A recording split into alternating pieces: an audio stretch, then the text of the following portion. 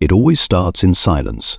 Not with chaos, not with drama, not with anything you could recognize as danger, just a moment so ordinary it slips past your awareness. A glance, a smile, a conversation that feels strangely natural. But beneath that quiet surface, a shift is already taking place. A psychological fuse has been lit, and neither of you knows it yet. What looks like a simple meeting is, in truth, the moment two archetypes collide, the narcissist's hollow persona and the super empath's sleeping power. And, although no one can see it from the outside, destiny has already chosen its direction, their downfall, and your unstoppable ascent. When the narcissist first encounters a super empath, something in them reacts instantly. Attraction mixed with fear. They don't see your strength, they feel your softness. They don't see your intuition, they see your compassion. They don't see your power, they see your openness. And they make the deadliest mistake of their life. They confuse your light with weakness. They believe you're easy to mold, easy to influence, easy to consume. But what they don't know is that the very light they want to feed on will one day become the fire that burns their false self to ashes. Jung wrote that when two souls meet, their unconscious meets first. And in that first unconscious encounter, something ancient awakens. The narcissist's shadow senses a force it cannot fully grasp. It recognizes nourishment, validation, emotional warmth, the fuel it craves. But it also recognizes a threat, the possibility of exposure, the possibility of being seen not for who they pretend to be, but for who they truly are. And so the narcissist approaches you with the confidence of a hunter, unaware that they are walking straight toward the one mirror they can never control. To them, you look like the perfect target, understanding, patient, forgiving, emotionally responsive, someone who will absorb their chaos and give back harmony, someone who will make them feel like the hero in their own story. But this illusion blinds them to the truth. A super empath does not remain asleep forever. There comes a moment, always later than you expect, but always right on time, when your awareness sharpens, your boundaries return, and your energy shifts from giving to seeing. And that moment is the beginning of the end for them. Because the narcissist does not just fear abandonment, they fear irrelevance. They fear being unseen. They fear the collapse of the fantasy self they built out of wounds and pride. And the super empath, without even trying, becomes the catalyst for that collapse. Not through revenge, not through cruelty, simply through awakening. This is the invisible beginning, the hidden spark that sets the entire story in motion. The moment they chose you for your heart, not knowing that your heart was the one thing that would unmask them. The moment they believed they could define your worth, not knowing you would eventually define your own. The moment they stepped into your life thinking they had found their greatest source of supply, not knowing they had just met the person who had become their greatest downfall. And for you, this moment marks the start of something far larger than a relationship. It is the doorway to transformation, a path you never asked for, but one that will lead you into a version of yourself they could never imagine. A version not shaped by their shadow, but awakened by your own light. This is where the ascent begins, quietly, invisibly, powerfully. The narcissist always believes they are the one in control. That is their first illusion. They think they are setting the stage, directing the script, pulling the emotional strings. But what they fail to understand is that every single tactic they use, every charm, every manipulation, every calculated silence, does not secure their power. It reveals their weakness. And the blueprint they rely on, the psychological strategy they repeat with every victim, is the very architecture that guarantees their eventual collapse, especially when the person they target is a super empath. The narcissistic playbook is predictable, almost ritualistic. It begins with the idealization phase, a performance so enchanting it feels like destiny. They study you with microscopic precision, what makes you open up, what makes you soften, what makes you feel safe. In this phase, they appear attentive, emotionally attuned, almost spiritually connected. What you're seeing isn't love, It's data collection. They are mapping your emotional landscape so they can later weaponize it. And they assume this phase will bind you to them forever. Then comes the manipulation phase, the invisible tightening of the net. They create tiny imbalances, subtle changes in tone, delayed replies, unpredictable warmth, small enough to confuse you, big enough to condition you. They call this power, but in reality this erratic pattern exposes their dependency. Each push and pull is not a demonstration of strength, but a signal. I cannot sustain myself unless I control how you feel. A super empath unknowingly becomes their emotional regulator, the stabilizer for their chaotic inner world. Next is the devaluation phase, the point where their mask begins to crack. They start diminishing you in small, carefully measured doses, a dismissive comment, a cold glance, a sudden withdrawal of affection. They do this to maintain superiority, but ironically, this phase reveals the truth of their inner state: envy, inadequacy, and fear of losing the very person they pretend to be above. The more they devalue you, the more they expose the void inside them. Finally comes the discard, the phase they believe proves their dominance. They walk away, replace you, or emotionally abandon you to trigger panic and reclaim the power they feel slipping. But with a super empath, this move backfires, because the discard isn't the end, it's the beginning of an awakening. The moment they break the illusion, they also break their control. And here lies the narcissist's fatal flaw. They mistake your sensitivity for helplessness, not realizing that what they have actually activated is your deepest intuition. The three fatal mistakes narcissists always make with super empaths are the same. 1. They underestimate the emotional intelligence hidden beneath your compassion. They see your warmth, not the wisdom inside it. 2. They trigger their own shadow by projecting it onto you. Every wound they try to hide is mirrored back through your presence. 3. They become dependent on your energy without understanding the danger of that dependence. When the energy is withdrawn, their inner structure collapses. Jung described this dynamic perfectly. What you try to control eventually controls you. The narcissist tries to shape your identity, your emotions, your reality, but all they truly accomplish is building a psychological cage for themselves. Because the moment the super empath awakens, the moment you stop feeding their illusion, the entire blueprint they rely on becomes useless. All the strategies that once made them feel invincible now expose the fragility of their ego. They believe they are dismantling you, but all along, they are dismantling themselves, and they don't realize it until it's too late. There is always a moment, a quiet, almost imperceptible moment, when something inside the super empath changes. It is not anger, it is not exhaustion, it is not even heartbreak, it is clarity. A clarity so sharp, so unshakable, that the entire dynamic shifts without a single word being spoken. This is the moment the narcissist never anticipates, because they believe chaos is your weakness. But what they don't know is that silence is your evolution. At first, the empath tries everything: understanding, patience, communication, healing, compromise. They bend until their spirit aches. They give until their heart feels hollow. They explain themselves in ways no one explained to them. But slowly, almost organically, something clicks inside them. Not a revelation of the mind, but a revelation of the soul. This is not love. This is a pattern, and I am the only one who can break it. This is the shift, the psychological rebirth of a super empath. It begins subtly.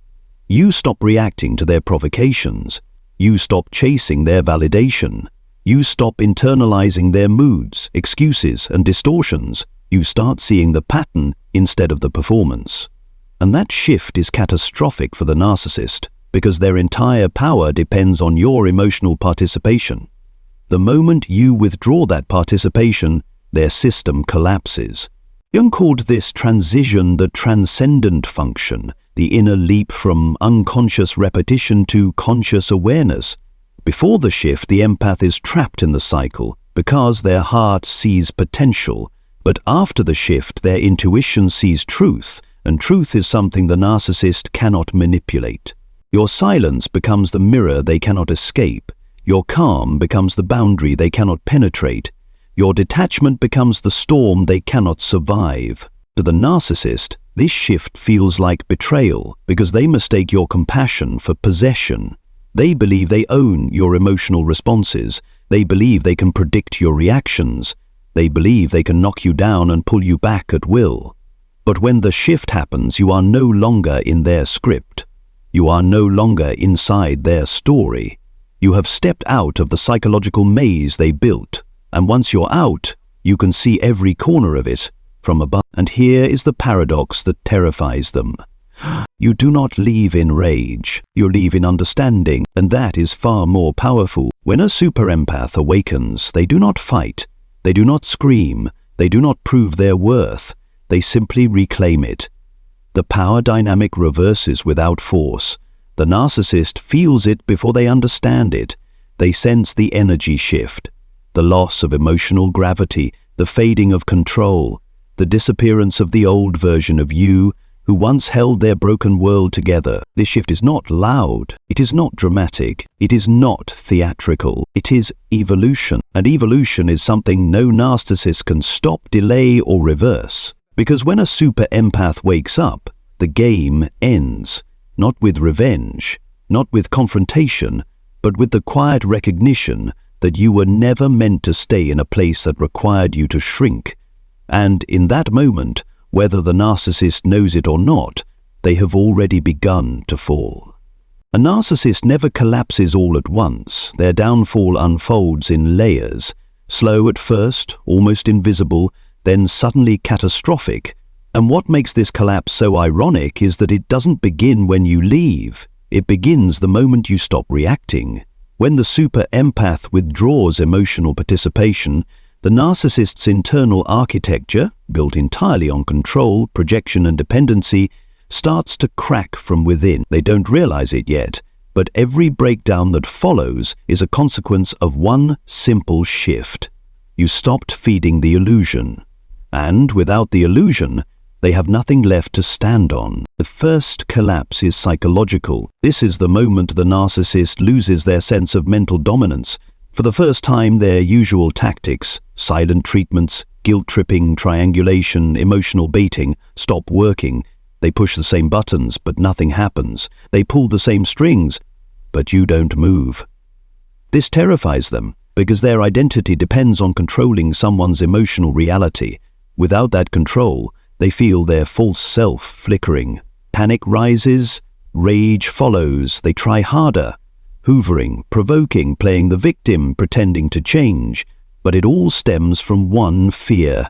I'm losing them, and without them, I don't know who I am. Psychological collapse isn't loud, it's chaotic silence.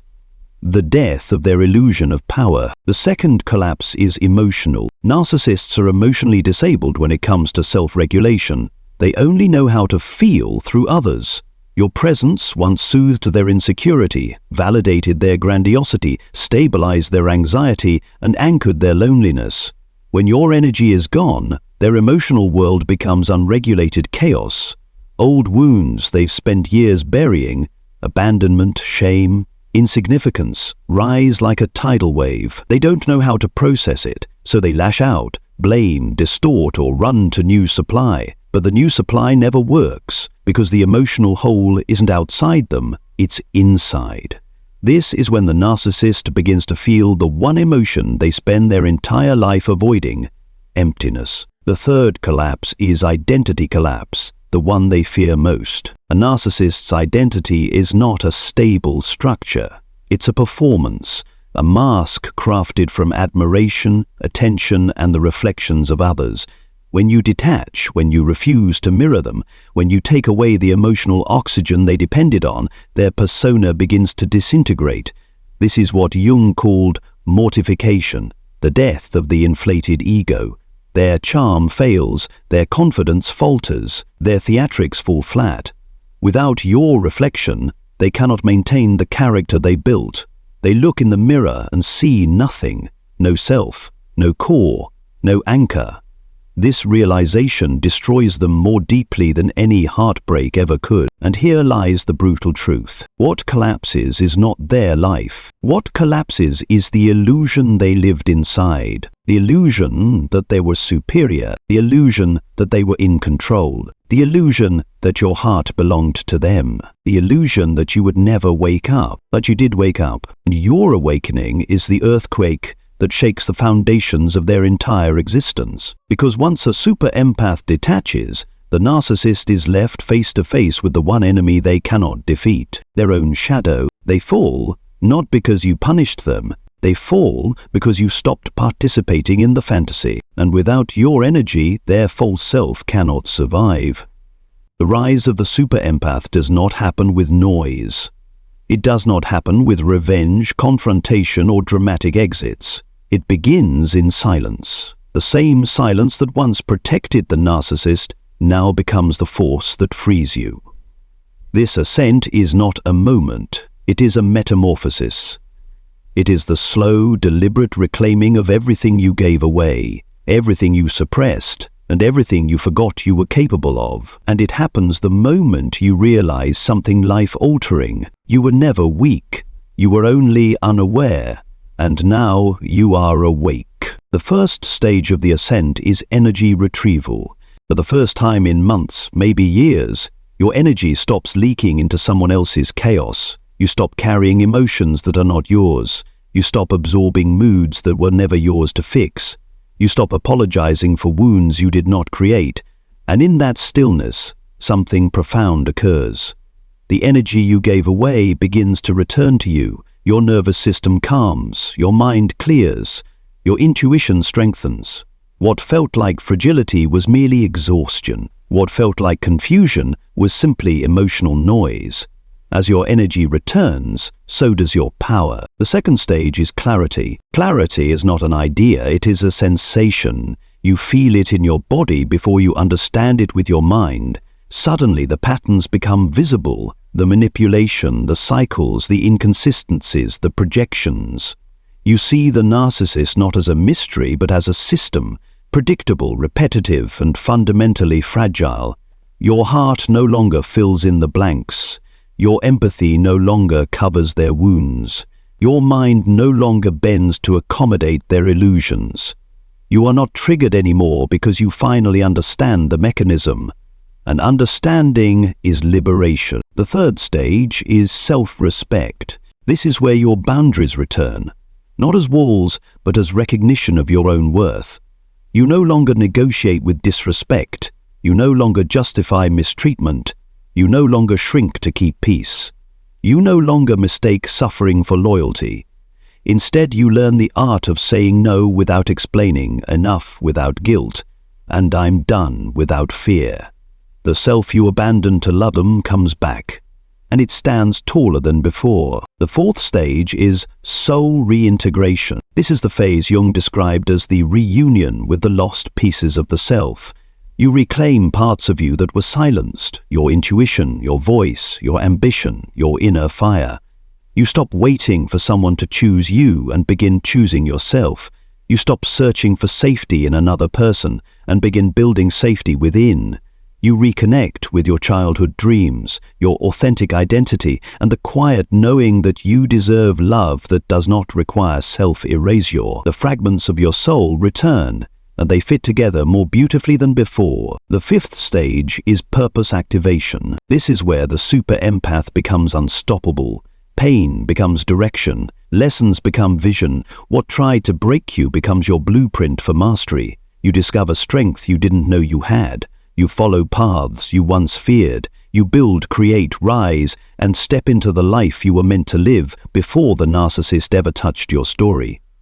You do not simply recover, you transform. And the narcissist, who once believed they controlled your destiny, now becomes the catalyst for your elevation. And here is the truth that completes the arc of your ascent. Your growth does not require their approval. Your healing does not require their presence. Your power does not require their collapse. You rise because rising is what happens when the super empath awakens.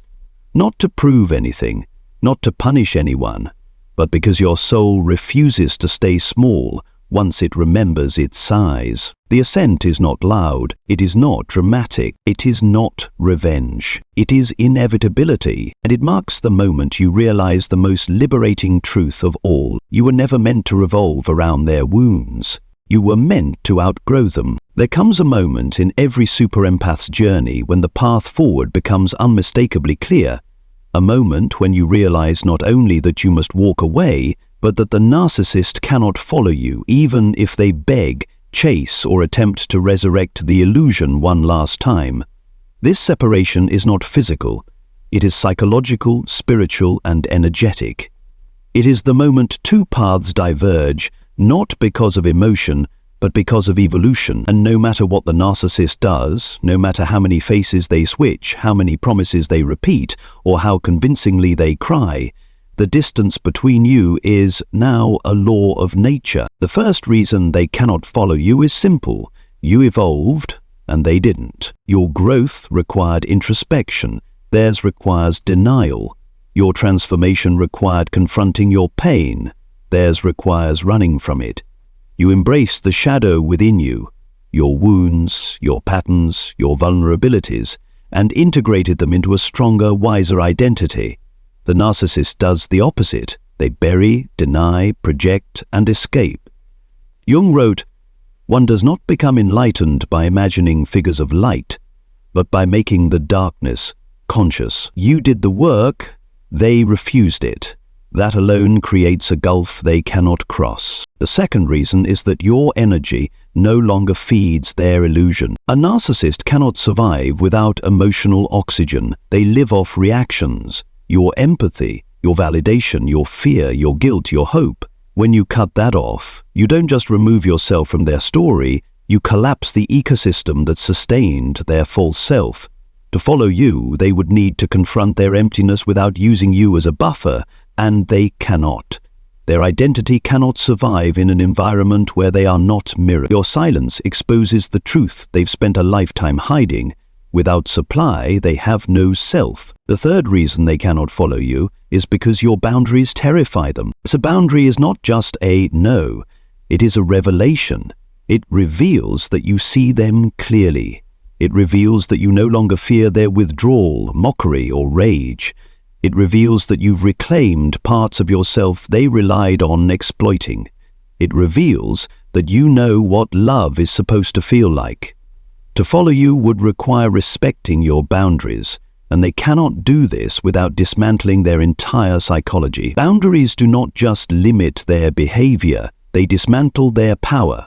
And someone who has lived an entire life on power cannot walk a path where they have none. The fourth reason is the most profound. They do not possess the inner architecture required to walk the path you are now on. Your journey after awakening requires self-reflection, accountability, emotional regulation, vulnerability, authenticity, internal stability, connection with the self. These are capacities the narcissist does not have and cannot develop without a collapse they are unwilling to face. They would need to confront their shadow, their emptiness, their shame, their childhood wounds. They would need to allow the false self to die. But they cannot survive ego death. They cannot survive truth.